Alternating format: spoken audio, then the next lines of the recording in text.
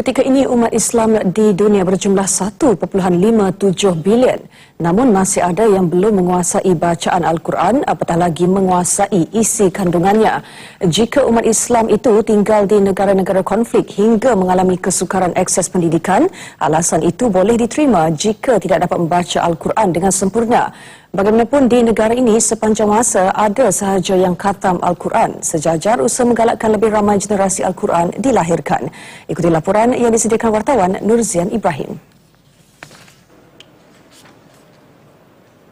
Di Masjid As-Salam Puchong Perdana, Persatuan Belia Masjid Selangor mempunyai pendekatan tersendiri mendekati komuniti Islam setempat bagi menguasai Al-Quran.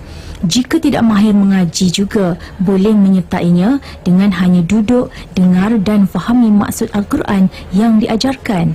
Dalam menggalakkan lebih ramai generasi Al-Quran, boleh membaca sahaja tidak memadai, tetapi perlu dihayati, mentadabbur iaitu memahami keseluruhan maksud ayat dan mengamalkannya.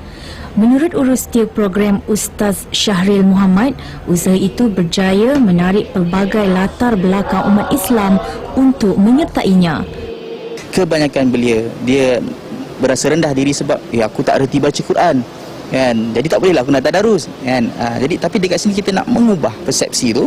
Kan? Sebab tu kita buat tadarus dan tadabbur. Jadi kita panggil orang, kita mendekati belia. Kan? Tak apa, tak reti baca, tak apa, datang je.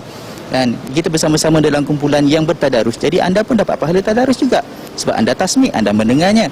Kan? Dan dalam masa yang sama anda tadabbur, anda membaca kefahaman ayat yang dibacakan tu.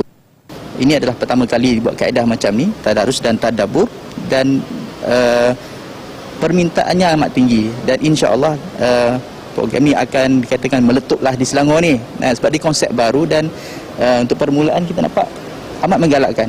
Bagi peserta, selain dapat mengimarahkan masjid, membaca Al-Quran jelas menjadikan kehidupan umat Islam lebih tenang dengan panduan wahyu ilahi itu. Sebagai orang Islam, kita kena selalu mengaji Quran lah, sebab ini adalah sebagai rukun iman dalam hidup kita. Kepada kawan-kawan di luar sana, kita janganlah tinggal Al-Quran, kerana Al-Quran tu akan jadi satu macam peguam pada kita di hari akhirat nanti. Al-Quran haruslah sentiasa di hati lah. Soalannya, kalau eloknya mengajilah, sebab tak tahu mengaji boleh mengaji, belajar boleh belajar. Seeloknya mengajilah.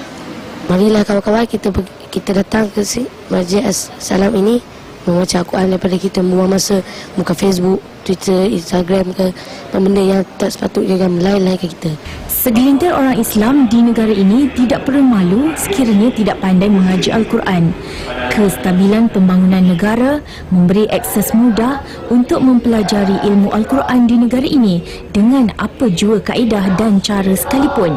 Yang penting ada kemahuan. Berita Nasional edisi tengah hari berakhir di sini. Kepada seluruh umat Islam, selamat menunaikan solat Jumaat. Saya Zultasman, salam satu Malaysia.